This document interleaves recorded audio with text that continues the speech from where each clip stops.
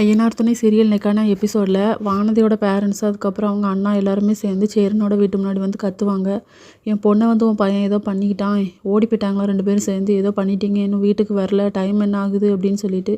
அப்போ சோழன் சொல்வார், என் தம்பி பாண்டியன் கூட அவள் போயிருக்க மாட்டா, அவள் ஃப்ரெண்ட்ஸு காலேஜ் ஃப்ரெண்ட்ஸ் எல்லாத்துக்கிட்டேயுமே போய் கேட்டு பாருங்கள், யாரா சொல்லுவாங்க அப்படின்னு சொல்லிட்டு.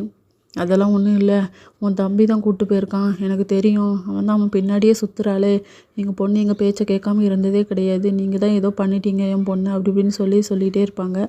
சேரனும் பாண்டியனுக்கு வந்து கால் பண்ணுவாங்க, வானதியை காணோன்னு சொல்கிறாங்க, உனக்கு தெரியுமாடா அப்படின்னு சொல்லிட்டு. ஆமாண்ணா, நான் பெங்களூருக்கு பொருள் வாங்க வந்தால, அப்போ அவளும் என் கூட வந்துட்டா, என் கூட தான் இருக்கா அப்படின்னு சொல்லி. ஏண்டா உனக்கு கொஞ்சமாச்சும் அறிவு இருக்கா, பொண்ணை பெற்றவங்க வீட்டில் தேட மாட்டாங்களா, நீ எதுக்குடா கூட்டிகிட்டு போனேன் அப்படின்னு சொல்லும்போது, இன்னும் கொஞ்சம் நேரத்தில் வந்துடுவேண்ணா அப்படிங்கிற மாதிரி சொல்லுவாங்க. அவங்க பேரண்ட்ஸ் கிட்டேயும் பாண்டியன் கேட்டுக்கிட்ட தான் உங்கள் பொண்ணு வானதி இருக்கா அப்படின்னு சொல்லி சேரன்னு சொல்லும்போது, எனக்கு தெரியும், என் பொண்ணு இன்னும் 1 மணி நேரத்தில் இந்த வீட்டுக்கு வந்தாகணும், இல்லைன்னா அவ்வளோதான் அப்படின்னு சொல்லிட்டு அவங்க கோவத்தில் கத்திட்டு போவாங்க. இன்னொரு பக்கம் பாண்டியன் வானதி 2 பேரும் பேசிக்கிட்டு இருப்பாங்க. உன்னை உங்கள் வீட்டில் காணோன்னு தேடிட்டு இருக்காங்க, உனக்கு கொஞ்சம் கூட பயம் இல்லையா அப்படின்னு சொல்லும்போது, நான் எதுக்கு பயப்படணும், இப்படியே என்னை உன் வீட்டுக்கு கூட்டிகிட்டு போயிடுறேன், அப்படியே நான் அங்கேயே இருந்துக்கிறேன் அப்படின்னு சொல்லி.